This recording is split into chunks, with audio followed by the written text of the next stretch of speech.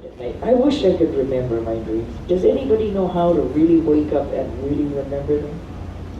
I can't do it, and some of them are so good, and some of them I'm glad I don't remember. Anyway, next up we have a ping pong expert, and he is such a ping pong expert that he can even ping and pong the words, and it's just like a, instead of table tennis, it's table poetry, back and forth, rhythmic, the odd slam, the odd slice, and he does it so miraculously.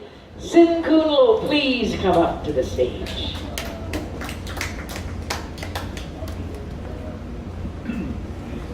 Watch your step up.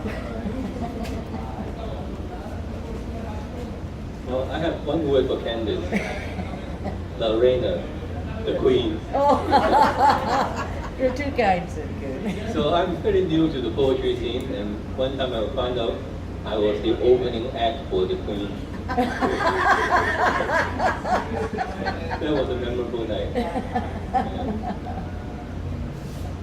So I reminded her that not to forget me. I want to take a moment to talk about the metaphysical journey of life. Have you heard of a man called Walter Russell? I think so. He's an American. Yeah.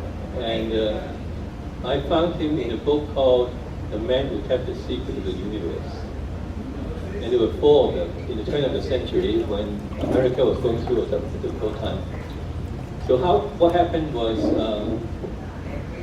he built a university in Swananoa in Virginia. A tycoon left him the property and began to teach universal principles. And then there's a woman, English woman called Laos. She was looking for the soulmate in her life. She was in her 40s. She found this little book and read a chapter on Walter Russell, went down to Virginia, met him, and they lived happily ever after. But by then he was in his 70s. So the book came into my hands, and I was a student in Connecticut at the time. There was a speaker that came from Virginia and said, "You should all come down to meet my teacher, Paul Solomon." I had no idea who he is. And somehow there was one opening in the car going down, and I was asked to go along. So I was not spiritual, metaphysical, none of those things at the time. Somehow when we got to Virginia, we got lost over and over again. It ended up at Walter Russell's museum. And it was early afternoon. Everybody was looking at the artifacts because he passed away, I think, in the 1970s. And I was tired. I went into the rose garden and I fell asleep under a tree. And something happened. I opened my eyes, I wrote my first poem.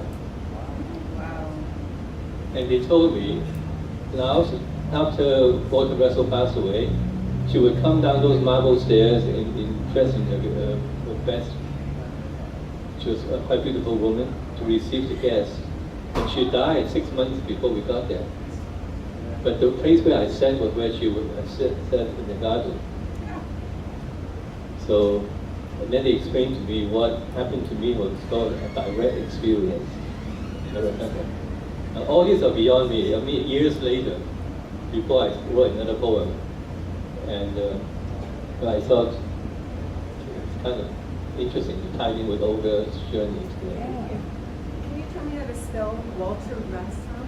Walter Russell. Walter, W-A-L-T-E-R. Yeah, the last name? Russell, R-U-S-S-E-L. Okay. His studio was at Carnegie Hall. He taught himself to skate and won championship. And John Denver went to study with him.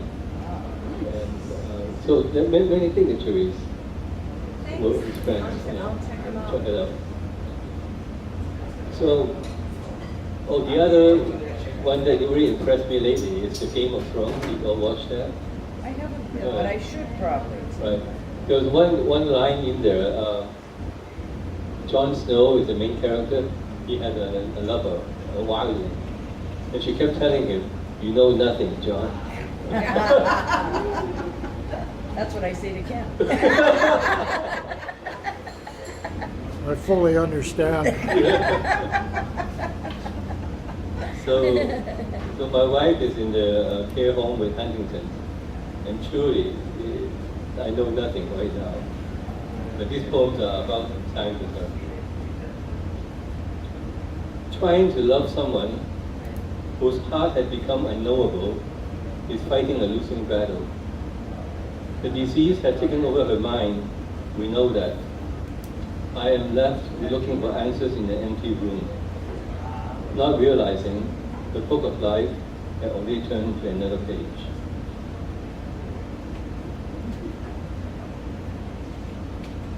After the doctor's visit, she was upset for a few days afterwards. I must admit, fear got hold of her. In my heart, I knew the real reason. Fear was something beyond the scope of ordinary days, something from the dark side of memory. It was the past given to her, and with it, the future. Our whole family had Huntington's, her brother once told me. You didn't know that? He sounded surprised. A deep certainty flowed through my veins.